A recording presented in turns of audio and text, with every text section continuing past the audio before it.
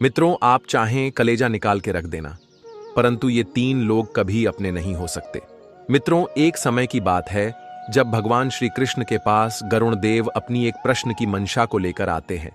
जब गरुण देव भगवान श्री कृष्ण की नगरी द्वारिका में पधारते हैं, तब गरुण देव देखते हैं कि चारों तरफ शांति का माहौल है और एक दिव्य आभा चारों ओर फैली हुई है।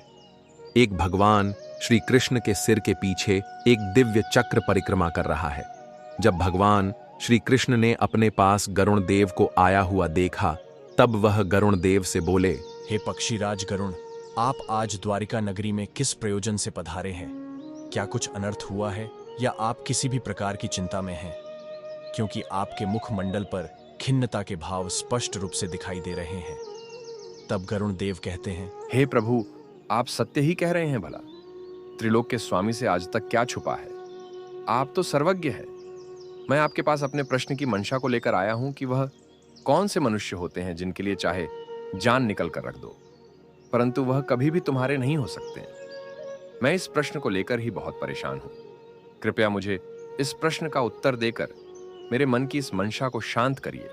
तब भगवान श्री कृष्ण कहते हैं, हे गरुण देव, आप सत्य ही कह रहे हैं। मुझे पता है कि आपके लिए यह प्रश्न अत्यंत ही आवश्यक है। संसार में कुछ ऐसे मनुष्य भी होते हैं जिनसे कभी भी मित्रता नहीं रखनी चाहिए और ना ही उससे कोई आशा रखनी चाहिए, क्योंकि यदि आप उनके लिए कलेजा निकाल के भी रख देंगे तो भी उनको वह किंचित मात्र कुछ नहीं लगेगा।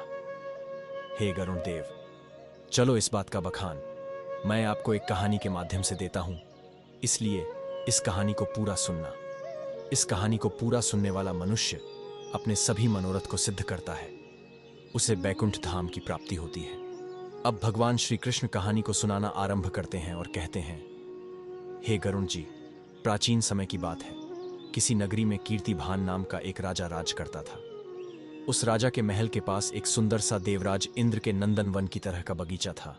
उस बगीचे में अनेकों तरह के फल फूल वाले पेड़ लगे थे, जिन पर भिन्न भिन्न प्रकार के फल लगते थे। उस राजा के बगीचे में एक विचित्र पेड़ भी था जिस पर सोने के फल लगते थे। राजा ने उस पेड़ की सुरक्षा के लिए कई सिपाही लगा रखे थे ताकि कोई भी उस पेड़ से फल तोड़कर चुरा कर ना ले जा सके। वहां का माली भी उसकी हर समय देखभाल करता रहता था। माली रोजाना शाम को उस पेड़ के फल गिनकर ही सोता था और सुबह होने पर फिर उन्हें पुनः गिनता था। एक दिन की बात है, जब सुबह सुबह माली ने उस पेड़ के फल गिने तो उनमें से एक फल कम निकला। तब उस माली ने तुरंत ही राजा के दरबार में जाकर राजा को इस बात की खबर दी। राजा साहब माली की बात सुनकर फौरन ही बाग में पहुंच गए। राजा को यह दृश्य देख करके बड़ा ही आश्चर्य हुआ कि हमारे बगीचे में चारों तरफ सैनिकों का पहरा होते हुए भी आखिर एक सोने का फल किसने चुरा लिया है। अब राजा अपने राजमहल गया और उस राजा ने अपने दरबार में यह घोषणा करते हुए कहा कि हमारे बगीचे से सोने का एक फल गायब है। जो कोई भी व्यक्ति हमारे सोने का फल चुराने वाले चोर को पकड़ कर लाएगा, उसे हम अपने दरबार में सबके सामने सम्मानित करेंगे। राजा की यह बात सुनकर सबसे बड़े राजकुमार ने राजा से कहा कि पिताजी, यदि ऐसी बात है तो आप चिंता मत करिए। आज रात्रि में मैं पहरा लगाऊंगा और मैं तुम्हें उस चोर को पकड़ कर दिखाऊंगा जो हमारे बगीचे से फल चुरा कर ले गया है। मैं उसे पकड़ धाके आपके कदमों में डाल दूंगा। तब राजा कीर्तभान ने अपने बड़े बेटे को रात में पहरा देने की इजाजत दे दी। उसके बाद में बड़ा राजकुमार उसी बगीचे के चारों तरफ पहरा देने लगा। लेकिन पहरा देते देते 2-3 घंटों के बाद में उस राजकुमार को नींद आ गई और नींद की वजह से राजकुमार सो गया। सुबह उठकर उस राजकुमार ने जब उस पेड़ के फल गिने तो उसमें से एक फल कम था। राजकुमार को बड़ा अचंभा हुआ। वह सोचने लगा कि मैं रात भर पहरा लगाता रहा, फिर भी कोई फल को चुरा ले गया है। उसने सुबह यह बात राजा साहब को बताई। राजा ने देखा कि हमारा बड़ा बेटा सोने के वृक्ष की रखवाली करने में नाकाम रहा। उसके रात में पहरा देने के बाद भी चोर फल चुरा कर ले गए हैं। तो अगले दिन राजा से उसके दूसरे बेटा ने इजाजत मांगी और अपने पिताजी से कहा कि हे पिताजी, भैया को अवश्य ही नींद आ गई होगी और वह सो गए होंगे, तभी यहाँ पर चोरी हुई है। आप कृपया मुझे उस वृक्ष की रखवाली करने का मौका दें। मैं भी देखता हूँ कि मेरे होते हुए भी फल को कौन चुरा कर ले जाता है। जब राजा ने अपने दूसरे पुत्र की बात सुनी, तब उसने अपने पुत्र को उस पेड़ की रखवाली करने की अनुमति दे दी। मित्रों, राजा का दूसरा बेटा भी उस सोने के फल वाले वृक्ष की रखवाली करने के लिए चला गया। आधी रात तक वह पहरा देता रहा। उसके बाद उसे भी नींद आ गई। फल की चोरी उस दिन भी हो गई। यह देखकर के राजा बड़ा ही चिंतित हुआ। बाकी दरबार के लोगों को भी यह समझ में नहीं आ रहा था कि आखिर क्या किया जाए। मित्रों, इस बात को सोच सोच करके सभी लोग हताश निराश बैठे थे। तब राजा का छोटा राजकुमार आता है और कहता है, हे पिताजी, आज रात आप मुझे भी इजाजत दे दो। मैं भी उस वृक्ष की पहरेदारी करना चाहता हूँ।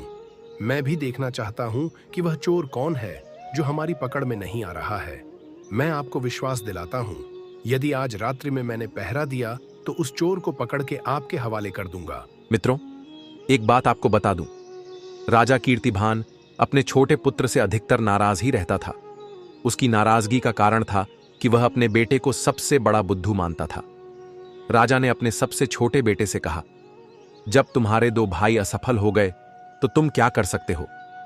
इसलिए बेटा, तुम जाओ, अपना काम करो। यह काम तुम्हारे बस का नहीं है। किंतु राजा का छोटा राजकुमार नहीं माना। उसने कहा, पिताजी, एक बार मुझे अवसर देकर तो देखो। राजकुमार के बार बार निवेदन करने पर अंत में राजा ने उसे पहरा देने की इजाजत दे दी। अब तो मित्रों, छोटा राजकुमार उस वृक्ष की रखवाली करने के लिए बगीचे में पहुंच गया और रात में जागकर उसकी पहरेदारी करने लगा। उस राजकुमार ने तय किया, चाहे कुछ भी हो जाए, मैं किसी भी परिस्थिति में सोऊंगा नहीं और आज रात्रि में उस चोर को अवश्य ही पकड़ लूंगा। मित्रों, अपनी नींद को जीतकर राजकुमार उस वृक्ष पर दृष्टि बनाए हुए था। आधी रात के बाद उसने देखा कि एक सोने का तोता उड़ता हुआ आया और उस वृक्ष पर बैठ गया। उसके देखते ही देखते सोने का वह तोता एक फल अपनी चोंच में कसकर पकड़कर वहां से जाने लगा। राजकुमार तो पहले से ही सावधान था। उसने धनुष पर बाण चढ़ाया और उस तोते पर निशाना साधा। वो तो समझ रहा था कि कोई मनुष्य होगा, लेकिन यह तोता था। राजकुमार ने अपना धनुष्य तीर छोड़ दिया। मित्रों, वह तोता बड़ा ही चालाक था। वह तीर के वार से बच गया और पंख फड़फड़ा हुआ वहां से उड़ गया। तीर लगने से उस सुनहरे तोते का एक पंख टूटकर नीचे गिर पड़ा। राजकुमार ने वह पंख उठाकर अपनी जेब में रख लिया और सवेरा होते ही पूरी बात राजा साहब को बताई और वो सोने का पंख भी राजा साहब को दे दिया। सोने के पंख को देखकर राजा बड़ा चकित हुआ। वो उस पंख को देखकर उस पर मोहित हो गया। वो पंख को हाथ में लेकर देखता रहा और अपने पुत्र से कहने लगा, पुत्र, जब यह पंख इतना सुंदर है तो वह पूरा पक्षी कितना सुंदर होगा। ऐसा पक्षी तो हमारे राजमहल में होना ही चाहिए। वास्तव में हमारा राजमहल उस सोने के तोते के आ जाने से और भी अधिक सुशोभित हो जाएगा। राजा ने फौरन अपनी मन की इच्छा बताई और बोला, पुत्रों, अब मैं यह चाहता हूं कि उस तोता को कोई पकड़ कर लाए। राजा की बात सुनते ही सबसे पहले राजा का बड़ा लड़का इस काम के लिए तैयार हुआ और इस प्रकार उस सुनहरे तोते को ढूंढने के लिए राजा कीर्तिभान का बड़ा बेटा जंगल की ओर चल दिया। जंगल में पहुंचने के बाद बड़े राजकुमार ने देखा कि एक वृक्ष के नीचे बैठा एक सियार आराम कर रहा था। सियार को देखकर राजकुमार ने धनुष पर तीर चढ़ाया और सियार के ऊपर छोड़ने ही वाला था। तभी उसी समय सियार ने चिल्लाकर कहा कि हे राजकुमार, आप मुझे मत मारो। मुझे पता है कि तुम सोने के तोता की खोज में निकले हो। यदि तुम मेरी राय मानो और मेरे बताए हुए रास्ते पर चलो तो तुम अपने काम में सफल होकर लौटोगे। तुम इसी रास्ते पर सीधे चले जाओ। आगे जाने पर तुम्हें एक गांव से पहले 2 गुफाएं मिलेंगी। उनमें से एक गुफा बहुत ही सुंदर सजी धजी दिखाई देगी, जो दिखने बड़ी लोभावनी होगी। दूसरी गुफा उबड़ खाबड़ झाड़ झंकड़ से युक्त होगी, लेकिन तुम उस सुंदर गुफा में प्रवेश मत करना। तुम उस झाड़ियों से युक्त गुफा में प्रवेश कर जाना। जब तुम उस गुफा के अंदर जाओगे तो तुम अपने उद्देश्य में सफल होकर लौटोगे। सियार की बात सुनकर राजकुमार ने सोचा, जरूर यह सियार मुझे मूर्ख बनाकर किसी गलत स्थान पर पहुंचाना चाहता है। मुझे इस धूर्त सियार की बातों में नहीं आना चाहिए। अब तो राजकुमार ने उस सियार को डांटते हुए कहा, अरे धूर्त सियार, तू मुझे बेवकूफ बना रहा है। मैं तेरी बातों में नहीं आऊंगा। मुझे तेरी मदद और सलाह की कोई जरूरत नहीं, भाग जा यहां से। इतना कहने के बाद राजकुमार ने धनुष से तीर उस सियार के ऊपर छोड़ दिया, लेकिन वह चालाक सियार राजकुमार के तीर से बचकर भाग गया। मित्रों, उसके बाद राजकुमार ने आगे की ओर प्रस्थान किया। चलते चलते वह एक नगर के पास पहुंचा तो उसने देखा कि सचमुच वहां 2 गुफाएं थीं। उनमें से एक गुफा बड़ी ही साफ सुथरी और सुंदर लग रही थी। गुफा के अंदर से लोगों के नाचने गाने की आवाजें आ रही थीं। उस सुंदर गुफा को देखकर राजकुमार के मन में भी उसके अंदर जाने की इच्छा हुई। राजकुमार जाते ही जाते उस सुंदर सी गुफा में जाकर ठहर गया।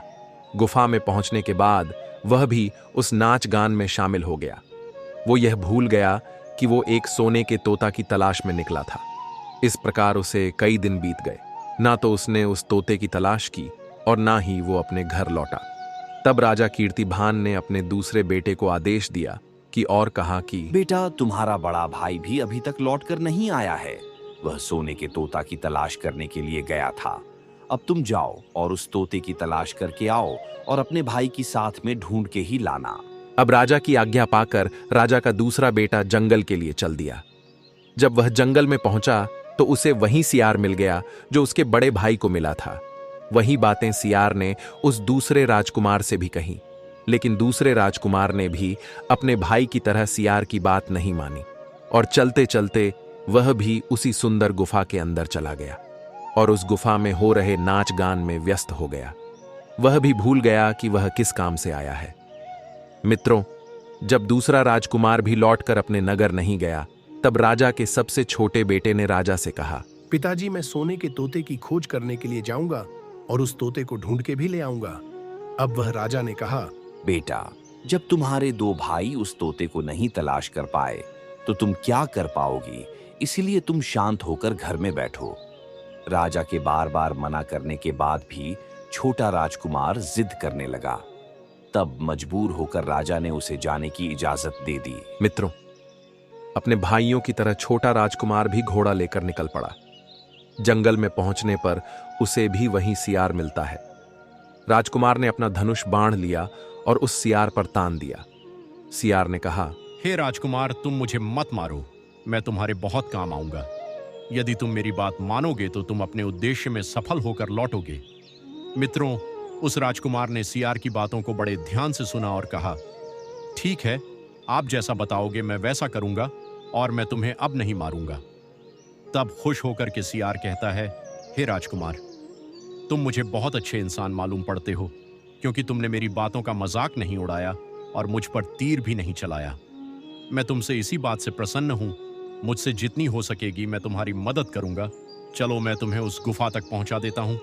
आओ और मेरी पीठ पर बैठ जाओ। इस प्रकार से वह सियार अपने आकार को और बड़ा कर लेता है और वह राजकुमार उसके ऊपर सवार हो जाता है। राजकुमार के बैठते ही वो सियार एकदम से हवा में उड़ने लगा और थोड़ी ही देर में उस जंगल और पहाड़ों को पार करता हुआ उसी नगरी में जा पहुंचा। वहां उसे 2 गुफा दिखाई दी।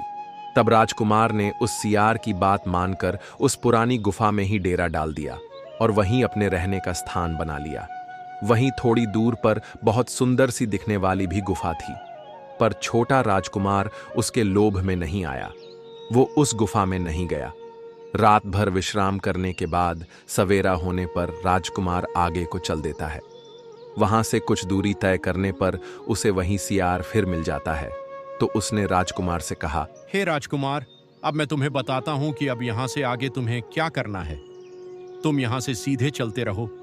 आगे चलने पर तुम्हें बहुत ही सुंदर महल मिलेगा, जिस महल की हर समय सिपाही लोग पहरेदारी करते हैं। तुम उन सिपाहियों से मत डरना और सीधे उस महल के अंदर चले जाना, क्योंकि वह सिपाही इस समय सो रहे होंगे। तुम निश्चिंत होकर के उस महल के अंदर चले जाना और उस महल के कमरों को पार करते हुए उस जगह पर पहुंच जाना जहां पर लोहे के एक मामूली से पिंजड़े में सोने का तोता बंद है। तुम उस तोते को पिंजरे सहित उठाकर महल के बाहर ले आना। लेकिन तुम एक बात ध्यान रखना, उस सोने के तोते के पास में एक बहुत सुंदर सा हीरे जवाहरा से जड़ा हुआ पिंजड़ा भी रखा होगा। तुम भूल कर भी उस तोते को उस पिंजड़े में मत रखना। यदि तुम उस लोहे के पिंजड़े में से तोते को निकालकर उस हीरे जवाहरा से जड़े हुए पिंजड़े में रखने की कोशिश करोगे तो तुम बहुत बड़ी मुसीबत में फंस जाओगे। मित्रों, इतना कहने के बाद फिर से उस सियार ने राजकुमार को अपनी पीठ पर बिठाया और थोड़ी ही देर में राजकुमार को उस महल के पास में पहुंचा दिया। राजकुमार ने उस महल के पास में जाकर देखा तो वास्तव में उस महल के पहरेदार जो सिपाही थे वह गहरी नींद में सो रहे थे। वह बिना डरे ही सीधे महल में घुस गया और थोड़ी देर बाद उसी जगह पर जा पहुंचा जहां पर सोने का तोता पिंजड़े में बंद था और उस तोते के पिंजड़े के पास में 3 सोने के फल भी पड़े थे। राजकुमार उन्हें देखते ही पहचान गया कि यह फल मेरे ही बगीचे से चुराए हुए हैं। राजकुमार को सोने का तोता बहुत ही सुंदर लगा। वह बड़े गौर से उसे देख रहा था। सोने का तोता लेकर राजकुमार वहां से जाने ही वाला था, तभी उसकी नजर पास में रखे हुए सुंदर से पिंजड़े पर पड़ जाती है। वह पिंजड़ा हीरे जवाहरातों से जड़ा हुआ था। वह पिंजड़ा देखने में बहुत सुंदर था। उसमें एक से एक कीमती हीरे जड़े हुए थे। राजकुमार को तोता रखने के लिए वही पिंजरा अच्छा लगा। वो पिंजरे की चमक धमक में वह राजकुमार सियार की बात भूल गया। उसने तुरंत लोहे के पिंजड़े से तोते को निकालकर उस हीरे जवाहरात से जड़े हुए पिंजड़े में बंद कर दिया। मित्रों, उसने नए पिंजड़े में आने के बाद में जोर जोर से शोर मचाना शुरू कर दिया।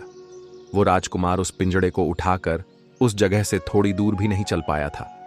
तभी उसी समय पर बहुत सारे सिपाही उस राजकुमार के पास आ पहुंचे और सिपाहियों ने उस राजकुमार को बंदी बना लिया। अब राजकुमार को अपनी भूल पर पश्चाताप होने लगा। उसे याद आने लगा कि सियार ने मुझसे क्या कहा था और मैंने क्या कर दिया। अब क्या हो सकता है? अब तो मैं सिपाहियों के द्वारा बंदी हूं। तब सिपाही उस राजकुमार को खींचते हुए राजा के दरबार में लेकर गए। राजा के पूछने पर राजकुमार ने पूरी बात बता दी। राजा कहने लगा, हे राजकुमार, तुम आज मेरे महल में चोरी करने के लिए आए थे। इस अपराध से मैं तुम्हें क्षमा नहीं कर सकता। तुमने अपराध किया है, इस अपराध की वजह से मैं तुम्हें फांसी की सजा देता हूं, लेकिन मैं तुम्हें एक अवसर देता हूं। हे राजकुमार, यदि तुमने मेरा एक काम कर दिया तो मैं तुम्हें छोड़ दूंगा। यदि तुम मेरे लिए सोने का एक मृग लाकर दे दोगे तो मैं तुम्हें बाइज्जत भरी कर दूंगा और इसके बदले में मैं तुम्हें ये सोने का तोता भी दे दूंगा। अब राजकुमार को अपनी जान बचाने के लिए राजा की वह शर्त माननी पड़ी। अब वो राजकुमार सोने के मृग की तलाश में निकल गया। उस महल से बाहर जाने के बाद में राजकुमार ने देखा कि वह सियार उसका इंतजार कर रहा है। अब उस राजकुमार ने जाकर उस सियार को सभी बातें समझाई। उसी समय पर सियार ने बड़े निराश होकर के कहा, हे भाई, अब मैं तुम्हारी कोई मदद नहीं कर सकता। तुमने मेरे बताए अनुसार कोई काम नहीं किया है, जैसा मैंने पहले तुम्हें समझाया था। यदि तुम उसी प्रकार से काम करते तो आज तुम इतनी बड़ी मुसीबत में नहीं फंसते। राजकुमार बोला, भाई, मुझसे बहुत बड़ी गलती हो गई। मुझे माफ कर दो और एक बार मेरी मदद और कर दो। तुम्हारी बिना सहायता के मैं सोने का मृग नहीं ला पाऊंगा। मुझे यहाँ के राजा ने सोने का मृग लाने के लिए कहा है। यदि मैंने ऐसा नहीं किया और इस राजा को सोने का मृग नहीं दिया तो यहाँ का राजा मुझे वह सोने का तोता नहीं देगा और मुझे फांसी पर लटका देगा। तब सियार ने राजकुमार की बात सुनकर कहा, खैर भाई, मैं तुम्हें माफ कर देता हूं। अब तुम एक काम करो, मेरे ऊपर सवार होकर तुम मेरे साथ सीधे चलो। यहां से कुछ दूर जाने के बाद दूसरे राज्य में तुम्हें एक महल मिलेगा। उस महल के पास एक बगीचे में तुम्हें सोने का मृग उस बगीचे में मिलेगा। वहां के सभी नौकर चाकर सभी सो रहे होंगे। तुम चुपचाप जाना, उस सोने के मृग को पकड़ कर ले आना। लेकिन राजकुमार, एक बात याद रखना, उस मृग को बांधने के लिए वही 2 रस्सी पड़ी होंगी। उनमें से एक तो रस्सी पुरानी होगी और दूसरी सोने की रस्सी होगी। तुम उस मृग को साधारण रस्सी में बांध लेना, उस सोने की रस्सी को हाथ मत लगाना। उसके बाद तुम उस मृग की पीठ पर सवार हो जाना, क्योंकि वो मृग घोड़े की तरह दौड़ता है। तुम उस मृग को दौड़ाते हुए बगीचे से बाहर निकल आना। राजकुमार ने कहा, भाई, इस बार मैं कोई गलती नहीं करूंगा। जैसा तुमने बताया है मैं वैसा ही करूंगा। मित्रों, तब सियार ने उस राजकुमार को अपनी पीठ पर बैठाया और कुछ ही क्षणों में उस राजकुमार को लेकर वो उस किले के बगीचे के पास में पहुंच गया। उस बगीचे के पास पहुंचते ही उस सियार ने से नीचे उतरकर वह राजकुमार वहां से चला गया। तब राजकुमार सीधा उस किले के अंदर घूमता हुआ सीधे उस बगीचे में जाता है। उस बगीचे में जब पहुंचा तो उस बगीचे में एक बहुत ही सुंदर सोने का मृग घूम रहा था। राजकुमार ने उस बगीचे में जाकर देखा तो वह मृग वास्तव में सोने का मृग था। उसने इतना सुंदर मृग कभी सपने में भी नहीं देखा था। राजकुमार ने आगे बढ़कर उस मृग को पकड़ लिया। जब वह राजकुमार सोने के मृग को लेकर उस बगीचे से बाहर निकलने ही वाला था, तभी उसकी नजर एक कोने में पड़ी हुई सोने की रस्सी पर गई। वो रस्सी दिखने में बहुत सुंदर लग रही थी। और उसमें हीरे मोती चमचमा रहे थे। उसके पास में एक और पुरानी सी साधारण रस्सी पड़ी हुई थी। तब उस राजकुमार ने सोचा, इतने सुंदर मृग पर पुरानी साधारण सी रस्सी बांधना अच्छा नहीं लगेगा। राजकुमार सोने की रस्सी के लोभ में पड़ गया। उसने वह साधारण रस्सी को छोड़कर सोने की रस्सी उठा ली और उसके गले में बांधने लगा। मित्रों, अब भगवान श्री कृष्ण कहते हैं, हे गरुण देव। तभी वह मृग उसी समय जोर जोर से चिल्लाने लगा। मृग की आवाज सुनकर महल के जो नौकर चाकर थे वे सब जाग गए। थोड़ी देर में उन सैनिकों ने उस राजकुमार को बंदी बना लिया। अब सभी सिपाहियों ने उस राजकुमार के हाथ बांधकर अपने राजा के सम्मुख पेश कर दिया। तब राजा ने सारी कहानी सुनकर कहा, हे युवक, तुमने मेरे सोने के मृग को चुराने की कोशिश की है, इसीलिए मैं तुम्हें फांसी की सजा का हुक्म देता हूं। लेकिन इससे पहले यदि तुम मेरा एक काम कर देते हो तो मैं तुमको छोड़ सकता हूं। यहां से कुछ दूर पर एक हीरे जवाहरात से बना हुआ एक महल है और महल में एक बहुत ही सुंदर राजकुमारी रहती है। राजकुमार, यदि तुम मेरे लिए उस राजकुमारी को लाकर दे दो तो मैं तुम्हारे जीवन दान दे सकता हूं और तुम्हें उसके बदले में सोने का यह मृग भी दे दूंगा। अब वो राजकुमार फिर से एक नई मुसीबत में फंस गया। राजकुमार को मजबूर होकर उस राजा की शर्त माननी पड़ी। अब राजकुमार वहां से हीरे जवाहरा से जड़े हुए उस महल की खोज में निकल पड़ता है।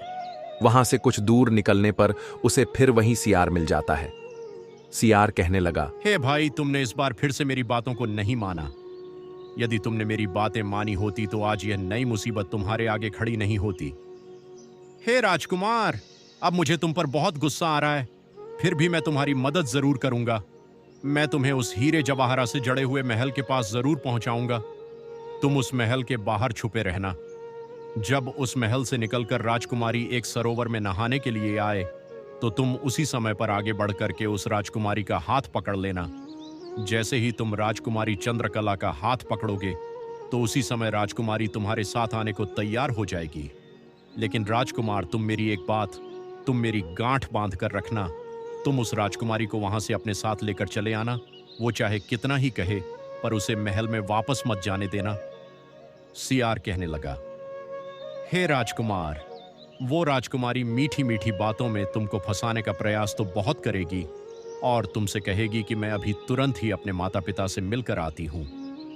लेकिन तुम उस राजकुमारी की इन मीठी बातों में मत फंसना। अगर तुमने उसे जाने दिया तो फिर तुम नई मुसीबत में पड़ जाओगे। इतना कहने के बाद शियार ने राजकुमार को अपनी पीठ पर बैठा लिया और हवा में उड़ता हुआ उसी महल की ओर चलने लगा। महल के पास पहुंचते ही वह राजकुमार एक वृक्ष की आड़ लेकर खड़ा हो गया। मित्रों, इधर राजकुमारी सरोवर में स्नान करने के लिए महल से बाहर आई तो उसी समय पर राजकुमार ने बड़ी हिम्मत बांधकर आगे बढ़कर राजकुमारी का हाथ कसकर पकड़ लिया। राजकुमार के छूते ही राजकुमारी उसके साथ चलने को तैयार हो गई। अब वह राजकुमारी कहने लगी, हे राजकुमार, तुम मुझे जहां भी ले जाना चाहते हो मैं वहां तुम्हारे साथ चलने को तैयार हूं। लेकिन इससे पहले मुझे थोड़ी देर के लिए अपने माता पिता से मिलकर आने दो। मैं उनसे मिलकर अवश्य ही लौट आऊंगी। अब राजकुमार को सियार की बात अच्छी तरह से याद थी। वह सोचने लगा कि अब मैं कोई गलती नहीं करूंगा। उस राजकुमार ने कहा, नहीं राजकुमारी, ऐसा नहीं हो सकता। तुम्हें अभी तुरंत ही मेरे साथ चलना पड़ेगा। राजकुमार की बात सुनकर राजकुमारी रोने लगी।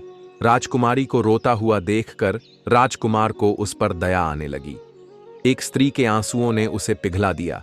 इस प्रकार से उस राजकुमारी को रोता हुआ देखकर राजकुमार का मन पिघल गया। अंत में राजकुमार राजी हो गया और कहने लगा कि हे राजकुमारी, तुम रो नहीं। थोड़ी देर के लिए तुम अपने माता पिता के पास जाओ और उनसे मिलकर शीघ्र मेरे पास लौट आना। मित्रों, जैसे ही राजकुमारी ने अपने महल में पैर रखा तो उसी समय उस महल के पहरेदार जाग गए और उन्होंने तुरंत राजकुमार को बंदी बना लिया। अब राजकुमार को अपनी करनी पर बहुत ही पश्चाताप होने लगा। लेकिन अब क्या हो सकता था? सियार ने तो उसे बहुत आगाह किया था, पर वो बार बार गलती करता जा रहा था। इधर सिपाहियों ने उसे अपने राजा के पास ले जाकर पेश कर दिया। राजा इस बात से बहुत ज्यादा नाराज था। राजा ने तुरंत अपने सिपाहियों को आदेश दिया कि इस नौजवान को तुरंत फांसी पर चढ़ा दो। मित्रों, राजा का ऐसा आदेश सुनकर राजकुमार रोने लगा।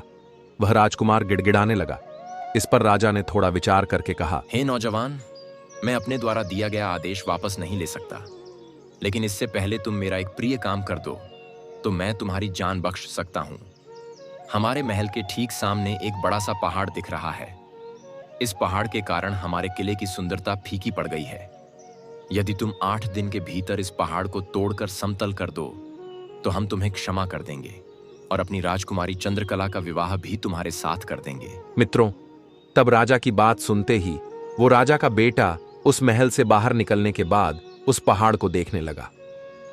राजकुमार के हाथ में तलवार थी, लेकिन उसकी समझ में कुछ नहीं आ रहा था कि इतना विशाल पहाड़ है, वह 8 दिन में इस पहाड़ अकेले कैसे तोड़ेगा। तब राजा का बेटा सोच सोच कर बड़ा परेशान था, परंतु उधर उसके प्राण भी संकट में थे, इसलिए वह अपनी तलवार से ही धीरे धीरे करके उस पहाड़ को तोड़ने लगा।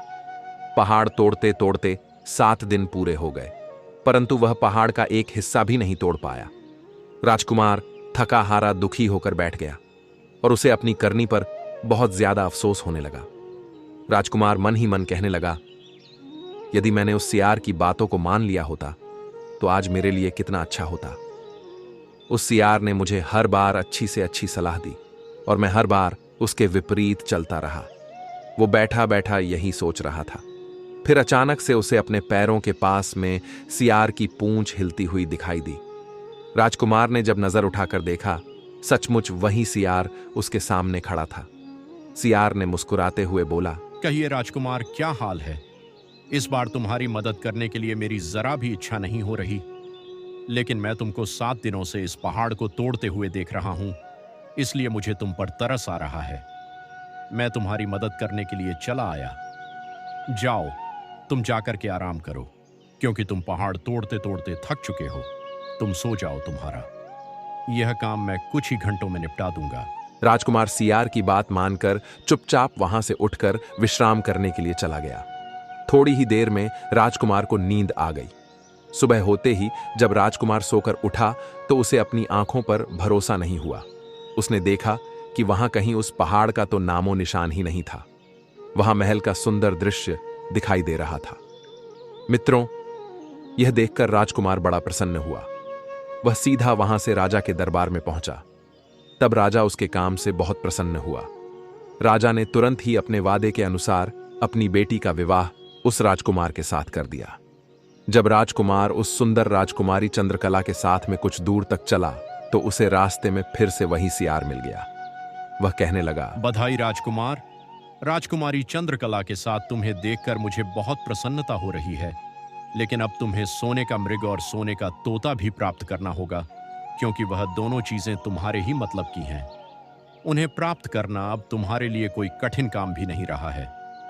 तब राजकुमार सियार से कहने लगा, भाई, अब मुझे सोने का मृग और सोने का तोता कैसे मिल सकता है? क्योंकि अगर मैं सोने का मृग लूंगा तो बदले में राजकुमारी देनी पड़ेगी, सोने का तोता लूंगा तो सोने का मृग देना पड़ेगा। मैं तो राजकुमारी चंद्रकला को उस राजा के लिए ले जा रहा हूं। तब सियार ने कहा, नहीं, तुम ऐसा काम भूलकर मत करना। राजकुमारी का तुम्हारे साथ विवाह हुआ है और अब ये तुम्हारी धर्म पत्नी है। तुम इसे राजा को देना मत। तुम एक काम करो, तुम पहले राजकुमारी चंद्रकला को लेकर सोने के मृग वाले राजा के पास जाओ। राजकुमारी को देखते ही राजा प्रसन्न होकर तुम्हें सोने का मृग दे देगा। तुम उसी समय पर उस पर सवार हो जाना और सवार होने के बाद उन सभी लोगों से विदा मांगना और राजकुमारी से सबसे बाद में विदा लेना। जैसे ही तुम राजकुमारी चंद्रकला के पास विदा मांगने के लिए जाओ तो उसी समय राजकुमारी चंद्रकला का हाथ पकड़कर इस मृग पर बैठा लेना और फिर मृग को वहां हाँक देना। फिर राजकुमार, वो मृग इतनी तेज गति से दौड़ता है कि उसे कोई घुड़सवार नहीं पकड़ सकता। जाओ, पहले तुम यह काम पूरा करो, उसके बाद मैं तुम्हें आगे का रास्ता बताऊंगा कि फिर आगे क्या करना है। मित्रों, राजकुमार अब तो सियार की योजना के अनुसार काम करने लगा। जब वह राजकुमार चंद्रकला को लेकर उस राजा के पास पहुंचा तो जिस राजा का सोने का मृग था, उस राजा ने खुश होकर के उसे उस मृग को इनाम में दे दिया। तुरंत ही उस मृग का शरीर विशाल हो गया। राजकुमार उस मृग पर तुरंत ही सवार हो गया और राजा से वहां से जाने की विदा मांगने लगा। अंत में वह राजकुमार राजकुमारी को उठाकर उस मृग पर बैठा लेता है और तेज गति से दौड़ाता हुआ उस महल से बहुत दूर निकल गया। वो राजा अपना सा मुंह ताकता रह गया। इधर रास्ते में एक वृक्ष के नीचे वहीं सियार उसका इंतजार कर रहा था। राजकुमार को देखकर वह सियार कहने लगा, बहुत अच्छा राजकुमार, अब तुम यहां से जाने के बाद उस सोने के तोता को भी प्राप्त करो। तुम यह मृग लेकर सोने के तोता वाले राजा के पास जाओ। वो राजा इस मृग को देखकर बहुत प्रसन्न हो जाएगा, और लोग प्रसन्नता में अक्सर गलतियां करते हैं। कहते हैं भय और खुशी के मौके पर लोग अच्छे बुरे का विचार त्याग देते हैं, उस समय सोच समझकर काम नहीं करते।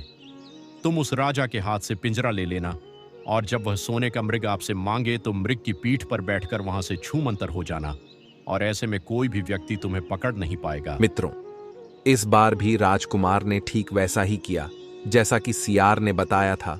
राजा का बेटा अपनी पत्नी के साथ जब उस राजा के पास पहुंचा तो उसने राजा से सोने का तोता मांगा। राजा ने उस तोते का पिंजड़ा राजकुमार के हाथ में पकड़ा दिया। वह तो यह समझ रहा था कि राजकुमार यह सोने का मृग मुझे देगा, परंतु राजकुमार ने उस मृग तो नहीं दिया, उल्टा उस मृग को दौड़ा दिया। वो मृग हवा में उड़ने लगा। बेचारा राजा देखता ही रह गया। मित्रों, इस प्रकार आगे जाने पर राजकुमार को वहीं सियार फिर मिल गया। तब राजकुमार ने उस सियार से कहा, हे भाई, तुमने मेरी इतने लंबे सफर में बहुत मदद की है। तुम्हारी वजह से मुझे यह राजकुमारी सोने का मृग और सोने का तोता मिल पाया है। तुम्हारे मुझ पर बहुत एहसान है। मैं अपने एहसानों को उतारना चाहता हूँ। बताओ इसके बदले में मैं तुम्हें क्या दूं? तब सियार बोला, राजकुमार, अगर तुम मुझे कुछ देना ही चाहते हो तो एक तीर चलाकर तुम मेरे प्राण ले लो, मुझे मार डालो। यदि तुम मुझे मार दोगे तो मुझ पर बहुत बड़ी कृपा करोगे।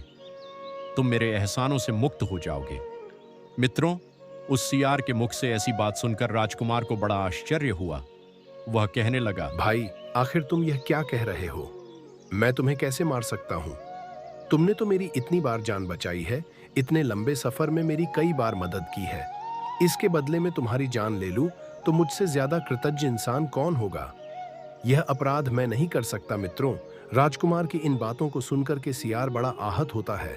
कहने लगा, हे भाई, यदि तुम मेरा यह छोटा सा काम नहीं कर सकते हो तो फिर ठीक है, जाओ, लेकिन याद रखना मैं तुम्हारी भलाई के लिए तुम्हें 2 बातें बताता हूं। मेरी इन 2 बातों को हमेशा याद रखना।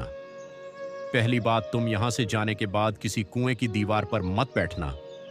दूसरी बात, तुम ऐसे आदमी के लिए कभी धन खर्च मत करना जिसको फांसी लगने वाली हो। सियार की बात सुनकर राजकुमार कहने लगा, मित्र, कैसी बातें करते हो? मैं भला किसी कुएं की दीवार पर क्यों बैठूंगा, और मैं ऐसे आदमी के लिए धन खर्च क्यों करूंगा जिसको फांसी लगने वाली हो? मित्रों, इस प्रकार से वो सियार राजकुमार को 2 बातें बताकर वहां से चला गया, और वह राजा का बेटा भी अपनी पत्नी और सोने के तोता के साथ उस मृग की पीठ पर बैठकर आगे को चल देता है। कुछ ही समय में वो उसी छोटे से नगर में पहुंचता है जहां उसने उस गुफा में प्रवेश किया था, जिसमें वो दोनों गुफा बनी हुई थी। जैसे ही वो उस नगर में पहुंचा तो उस नगर के लोग राजकुमार को देखने के लिए बाहर निकल आए। उन्होंने देखा कि एक सोने के मृग के ऊपर एक राजकुमार और एक सुंदर राजकुमारी बैठे हैं। राजकुमार के हाथों में एक सोने का सुंदर तोता है। यह देखकर वे सब लोग आश्चर्यचकित रह गए। मित्रों, तब तक राजकुमार ने देखा कि उस नगर के बगीचे में एक जगह पर बहुत से लोग इकट्ठे बैठे थे और वहां पर कुछ शोर सा हो रहा था। राजकुमार के पूछने पर वहां के लोगों ने बताया कि वहां पर 2 लोगों को फांसी देने की तैयारी हो रही है। नगर के लोगों की बात सुनकर राजकुमार उसी तरफ जाने लगा। वहां पहुंचने पर उस राजकुमार ने देखा कि जिन 2 लोग को फांसी होने वाली थी वे उसी के दोनों बड़े भाई थे। वे लोग तब से लेकर अब तक उसी सजी हुई सुंदर गुफा में रह रहे थे और वह तरह तरह के बुरे कामों में लिप्त हो चुके थे। सुंदर सुंदर युवतियों के बीच रहकर उनका चरित्र बिगड़ गया था। शराब पीने वालों के साथ रहकर वे शराबी हो गए थे। जुआरी लोगों के साथ रहकर वे जुआ खेलने लगे थे। उनके पास जितना धन था वह सारा धन जुए में हार चुके थे। उन्होंने उस गुफा में रहते हुए उस नगर के लोगों से बहुत सारा पैसा भी मांग लिया था। इन्हीं सब बातों से परेशान होकर अब नगर के लोग उन दोनों राजकुमारों के लिए फांसी लगाने के लिए जा रहे थे। आखिर वह राजकुमार भला यह सब देखकर कैसे होने देता। उसने तुरंत जाकर के नगर के लोगों से कहा, हे भाइयों, आप मुझसे यह पैसे ले लो और इन लोगों को छोड़ दो। उस छोटे राजकुमार के बार बार निवेदन करने पर नगर के लोग उन्हें छोड़ने के लिए राजी हो गए। मित्रों, अब तो छोटा राजकुमार अपने दोनों भाइयों से मिलकर बहुत प्रसन्न हुआ और वे तीनों और उस छोटे भाई की पत्नी वहां से आगे के लिए चल दिए। वहां से कुछ दूर चलने पर जंगल में उन्हें एक कुआं दिखाई दिया। कुएं को देखकर बड़े राजकुमार ने कहा, चलो भाइयों, हम लोग बहुत दूर से चलकर आए हैं। इस कुएं के पास बैठकर थोड़ी देर आराम करते हैं। यहां पर कुछ जलपान करने के बाद हम लोग आगे के लिए प्रस्थान करेंगे। मित्रों, बड़े भाई की बात सुनकर के छोटा राजकुमार राजी हो गया। अब तक तो वो राजकुमार यह भूल चुका था कि उसने सियार से विदा लेते समय उसने क्या कहा था। मित्रों, छोटा राजकुमार मृग से उतरकर कुएं की दीवार पर बैठ गया और वहां बैठकर आराम करने लगा। तब उसके दोनों भाइयों ने मौका देखकर उसे कुएं में धकेल दिया। उसके बाद में उन दोनों राजकुमारों ने राजकुमारी को उसी सोने के मृग पर बैठाया और वहां से सोने का पिंजड़ा लेकर उड़कर चल दी। अपने भाई को कुएं में धकेलकर वे दोनों अपने नगर लौट आए। घर लौटते समय उन्होंने राजा से आकर के कहा कि पिताजी, हम सोने के तोता को पकड़ कर ले आए हैं। इसी तोता ने हमारे बगीचे में से सोने के फल चुराए थे। इसके साथ साथ पिताजी, हम इस सोने के मृग को भी लेकर आए हैं और इस सुंदर राजकुमारी को भी। मित्रों, यह सुनकर राजा बड़ा प्रसन्न हुआ और नगर के लोगों ने भी इस बात की खुशी मनाई। ले इस बात को सुनकर राजकुमारी खुश नहीं थी। वो राजकुमारी बराबर रोती रही। उसने तो धीरे धीरे करके खाना पीना भी छोड़ दिया, यहां तक कि उस मृग ने भी खाना पीना छोड़ दिया। वह सोने का तोता भी उदास रहने लगा। तब राजा ने बहुत कोशिश की, लेकिन राजा के बार बार कोशिश करने पर भी ना तो वह राजकुमारी खुश हुई और ना ही सोने का मृग। उसने भी कुछ नहीं खाया पिया, तोते ने भी कुछ नहीं खाया। उधर छोटा राजकुमार तो उस कुएं में पड़ा था। उसके जो दो सगे भाई थे वे उसे कुएं में धकेल आए थे, लेकिन भगवान की कृपा से वह मरा नहीं था, क्योंकि उस कुएं में डूबने लायक पानी नहीं था। वह बेचारा कुएं में पड़ा पड़ा अपने भाग्य को कोस रहा था। तब उसे उसी सियार की बात याद आई और वह सियार की बात याद करके बहुत पछताने लगा। कहने लगा, यदि मैंने उस सियार की बात आज मानी होती तो मुझ पर इतनी बड़ी मुसीबत नहीं आती। मित्रों, उधर राजकुमार ने जैसे ही उस सियार को याद किया तो वो सियार उसी प्रकट हो गया। सियार कहने लगा, भाई, मैंने तुम्हें बार बार समझाया था, मगर तुम मेरी बातों को भूल जाते हो। मैंने तुमसे कहा था कि किसी कुएं की दीवार पर मत बैठना और ऐसे लोगों की मदद मत करना जिनको फांसी हो रही हो। कहते हैं अच्छी तरह से गर्म किया हुआ पानी फिर से ठंडा हो जाता है।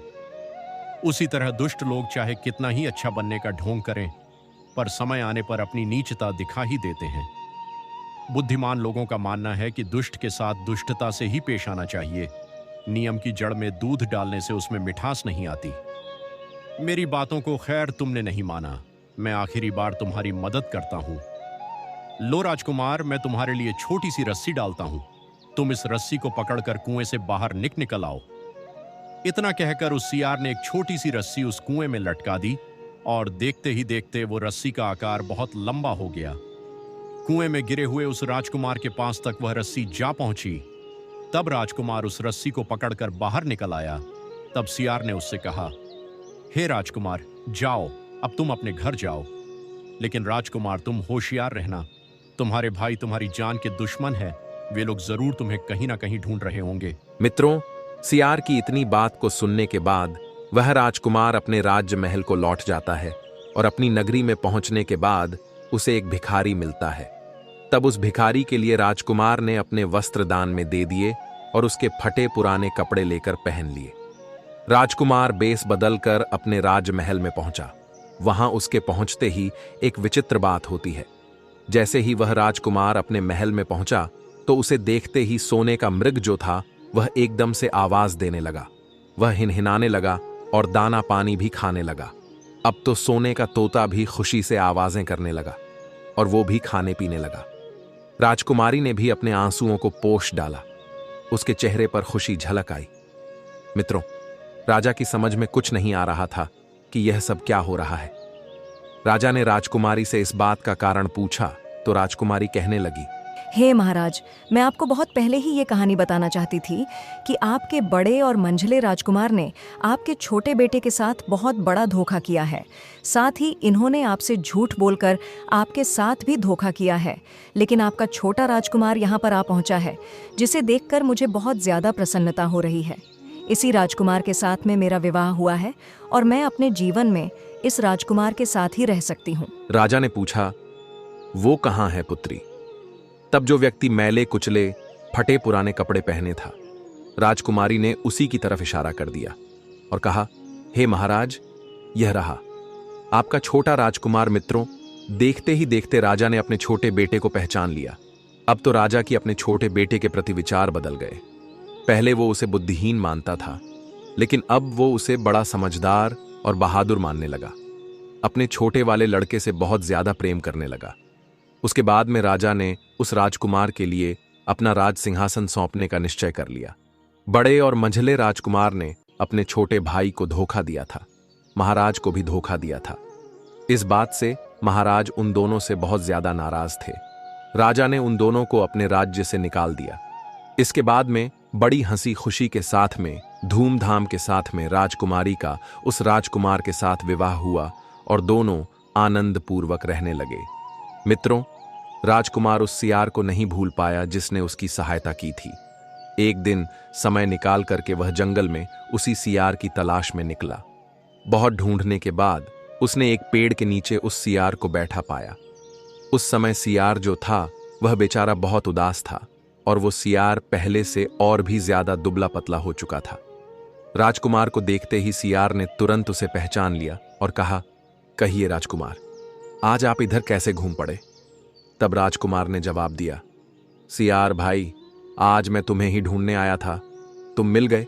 चलो, तुम मेरे साथ चलो, मेरे साथ आराम से रहना। वहां तुम्हें किसी तरह की कोई तकलीफ नहीं होगी। यहां तो जंगल में तुम्हें खाने पीने की भी दिक्कत है और शिकारियों का डर भी बना रहता है। सियार ने जवाब दिया, नहीं राजकुमार, मैं यहीं पर ठीक हूं और भला अब तुम्हें मेरे दुख से क्या लेना देना। अब तुम्हारा काम जो था वह निकल गया। अब तुम सुखी रहो, अपने राज्य में रहो। तब राजकुमार कहने लगा, नहीं मित्र, तुमने मुझ पर बड़ा उपकार किया है। इसके बदले में मैं तुम्हारे लिए कुछ देना चाहता हूं, तुम्हें अपने साथ में रखना चाहता हूं। अपने पास तुम्हें देखने के बाद राजकुमारी भी बहुत ज्यादा प्रसन्न होगी, वो भी तुमसे मिलना चाहती है। तब सियार ने कहा, भाई, यदि तुम वास्तव में मुझे कुछ देना चाहते हो तो तुम मेरा एक काम कर दो। मैंने तुमसे पहले भी कहा था कि तुम तीर चलाकर मुझे मार दो, इसी से मेरा लाभ होगा। असल में एक जादूगर ने मुझ पर जादू कर दिया है। मैं सियार नहीं हूं, मुझे जादू के प्रभाव से सियार बना दिया गया है। मैं तो उसी देश का राजकुमार हूं जहां की राजकुमारी से तुम्हारा विवाह हुआ है। असल में यह राजकुमारी जो तुम्हारी पत्नी है, यह मेरी छोटी बहन है। यदि तुम तीर चलाकर मुझे मार दोगी तो आज से मैं उस जादू से हमेशा हमेशा के लिए मुझे मुक्ति मिल जाएगी और उसके बाद में फिर से मैं अपने देश के लिए लौट जाऊंगा। मित्रों, राजकुमार को सियार की यह बात सुनने के बाद बड़ा आश्चर्य होता है। उसने तुरंत ही अपने धनुष पर तीर चढ़ाया और सियार के ऊपर छोड़ दिया। उस तीर के लगते ही वो सियार मर गया और उसी समय एक सुंदर सा राजकुमार प्रकट हो गया। फिर वे दोनों राजकुमार आपस में गले मिले और महल के लिए वापस लौट आए। अपने भाई को देखकर वह राजकुमारी भी बहुत प्रसन्न होती है। मित्रों, कुछ दिन वहां रहकर वह राजकुमार अपने नगर को लौट जाता है।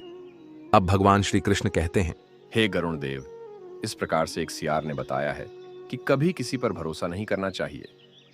हे गरुण देव, अब मैं तुमको बताता हूं कि वह कौन से 3 लोग होते हैं, चाहे उनके कलेजा निकाल कर रख देना, पर यह 3 लोगों को कभी अपना नहीं समझना।